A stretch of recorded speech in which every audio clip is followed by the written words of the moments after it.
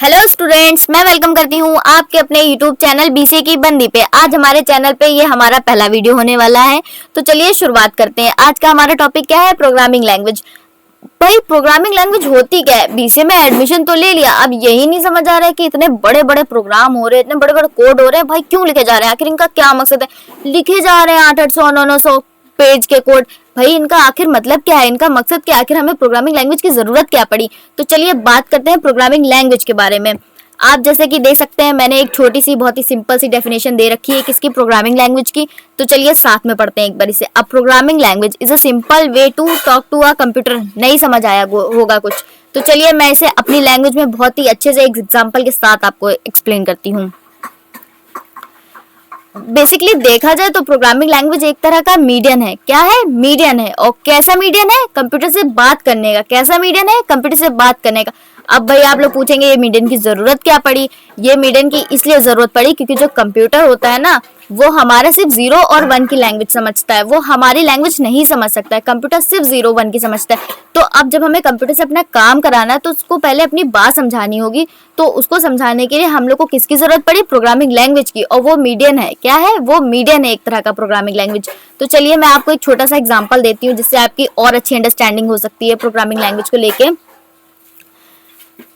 आप मान लीजिए अमेरिका से आए हैं और मैं इंडिया से हूँ, तो आपको इंग्लिश समझ आती है और मुझे हिंदी समझ आती है। तो अब जब आप मुझसे कुछ बात करेंगे तो आप इंग्लिश में ही तो मुझसे बात करेंगे क्योंकि आपको हिंदी नहीं आती है। और मैं जब आपसे बात करूंगी कुछ तो आप मुझसे मैं जब आपसे कुछ बात करूंगी तो हिंदी में ही तो बात करूंगी क्योंकि मुझे इंग्लिश नहीं आती है, मुझे हिंदी आती है।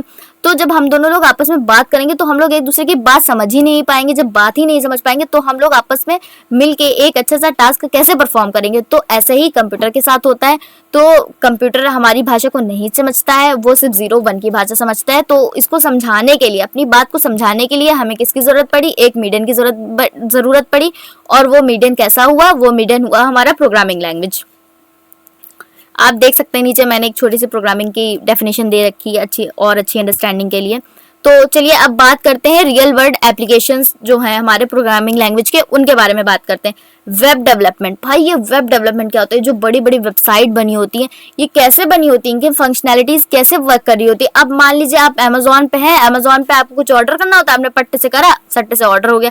कैसे ऑर्डर हो गया? भाई इनके पीछे बहुत सारे लोगों की मेहनत होती है और बहुत बड़े बड़े कोड लिखे जाते हैं और बहुत सारे पन्नों के कोड लिखे जाते हैं। और वो कोड डिफरेंट प्रोग्रामिंग लैंग्वेज के हो सकते हैं, जैसे कि जावा में भी हो सकता है, सी में भी हो सकता है, पाइथन में भी हो सकता है।